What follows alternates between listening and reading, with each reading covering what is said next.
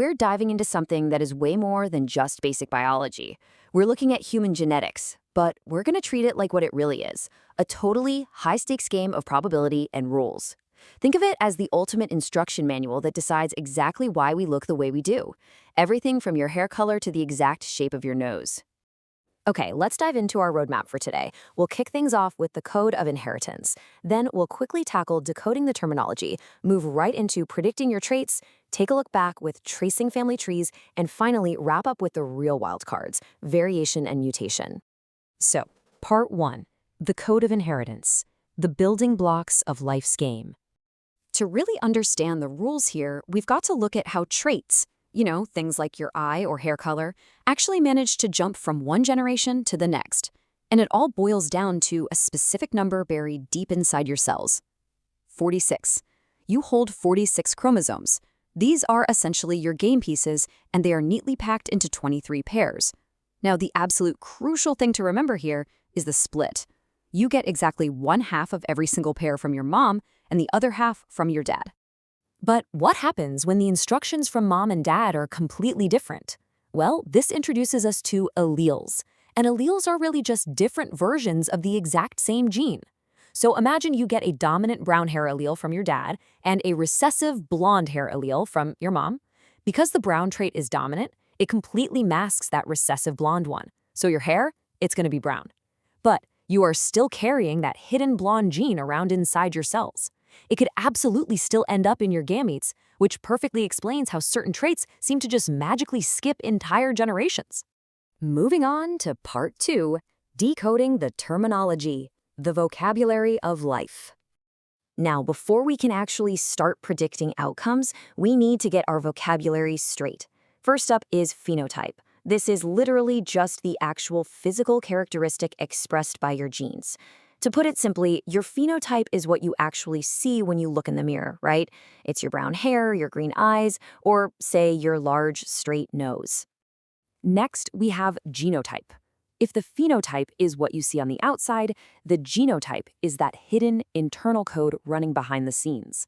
We actually represent these genotypes using letters. So, for instance, if green eyes are dominant, that dominant allele gets an uppercase letter, like a capital G. But if blue eyes are recessive, that allele gets the lowercase version of that exact same letter, so a lowercase g.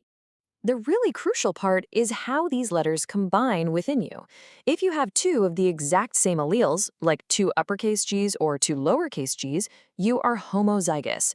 But if you have a mix, one of each, like an uppercase G and a lowercase g, you are heterozygous.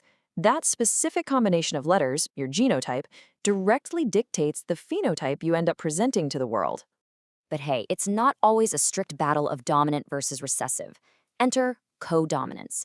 This is where alleles actually share the power. Neither one steps aside, so they both actively contribute to your phenotype. A brilliant example in plants is crossing red snapdragon flowers with white ones. You actually end up with pink offspring. Or in humans, if you inherit an A allele and a B allele for your blood group, neither one backs down. You just end up with the AB blood group. Pretty cool, right? All right, part 3, predicting your traits, playing the probability game. So now that we know the rules, we can actually mathematically predict the likelihood of certain traits using what's called a monohybrid cross. Setting up this kind of genetic diagram is super structured, and here's the systematic process. Step 1, write down the parents' phenotypes. Step 2, write down their genotypes. Step 3, split those genotypes up to represent the alleles separating into the gametes, the sperm or the eggs. And finally, step 4, fill in the Punnett square. Let's actually see this in action. Ask yourself this. What happens if a man and a woman who are both heterozygous for brown eyes have a baby together? Like, what are the actual chances of them having a child with blue eyes? Well, they both have the genotype uppercase B, lowercase b. So we bring the alleles down from the top and across from the side, systematically pairing them up to fill in the grid. And when we look at the results, we find only one combination out of the 4 that has the 2 lowercase b's required for recessive blue eyes. Which brings us to the punchline. There is exactly a 25% chance, or a 1 in 4 ratio, of those parents having a blue-eyed baby.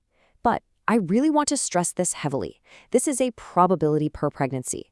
It is absolutely not a rigid guarantee that if they have 4 kids, one of them will automatically have blue eyes. The odds completely reset with every single child.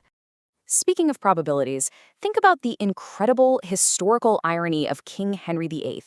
I mean, he infamously chopped off the heads of his wives for failing to give him a male heir. Yet, biologically speaking, sex is determined entirely by whether the father's sperm carries an X or a Y chromosome. The irony is, it was literally always down to his sperm. And here is exactly why. Females have 2 X chromosomes. That means women can only ever pass on an X in their eggs. Males, on the other hand, have an X and a Y, so men can pass on either one. If we map that out, you can see clearly that there's always a strict 50-50 probability of having a boy or a girl, every single time. Moving into part 4, tracing family trees, tracking traits across generations. Okay, so we've predicted the future. Now let's trace the past. Geneticists essentially act like historical detectives. They track genetic disorders through a family's history using pedigree charts. You really just need to know the visual key. Squares equal males, circles equal females. If the shape is shaded, say colored blue, that individual is affected by the disease. If it's unshaded, or yellow, they're unaffected. We can apply this key to real-world genetic disorders like alkaptonuria, which is a condition where amino acids aren't broken down properly, causing darkened skin and brown urine. Knowing how that key works lets us crack the code of the family tree. Now, alkaptonuria is a recessive disorder. That means it only affects individuals who are homozygous recessive, lowercase a, lowercase a. So if you look at a chart and see 2 entirely unaffected parents who somehow have a child with the disease, we instantly know the secret. Those parents absolutely must be heterozygous carriers. They are hiding that recessive allele, masking it with the dominant one. And that is exactly how it slipped unnoticed right into the next generation. Finally, part 5, variation and mutation, the wild cards of genetics. Up until now, the rules we've learned have been beautifully, reliably consistent. But nature loves wildcards. Some characteristics are purely genetic. Your blood type, your biological sex, or whether you can roll your tongue, those are locked into your code. But on the flip side, things like tattoos, scars, or your accent, completely dictated by your environment, and you definitely won't pass those to your kids. Then there's the middle ground, traits like your natural athletic abilities or how many freckles you have. Those are a really complex mix of both nature and nurture. You might have the gene for freckles, but you still need the environment, like being out in the sun, to actually bring them out. The ultimate wildcard in this game, however, is mutation.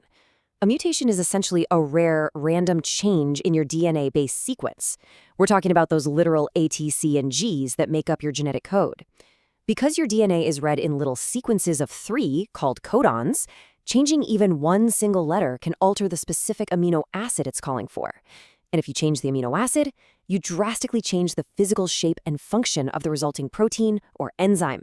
It might even stop working entirely. Generally speaking, mutations result in one of 3 outcomes.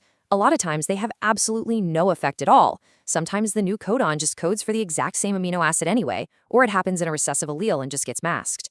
Other times, they are actively harmful, leading to serious issues like cancer or halting protein function. But every once in a while, a mutation is highly beneficial. It might provide a real survival advantage. Think of a thicker coat for an animal in a cold climate. And this is exactly what drives evolution. And while mutations themselves are completely random, their occurrence can definitely be sped up by environmental mutagens. Things like UV light, X-rays, mustard gas, and cigarettes. But there is a massive catch here. If a mutation happens in a normal body cell, well, it just dies with that specific organism. However, if a mutation occurs in the sex cells, the sperm or the egg, it can actually be passed on to the next generation. It becomes a permanent, brand new piece on the genetic game board, officially creating a completely new allele. Which kind of leaves us here. If mutations are constantly, albeit slowly, rewriting our genetic code behind the scenes, and if our changing environment continuously dictates how our complex traits are expressed, what will the human phenotype look like 1,000 years from now?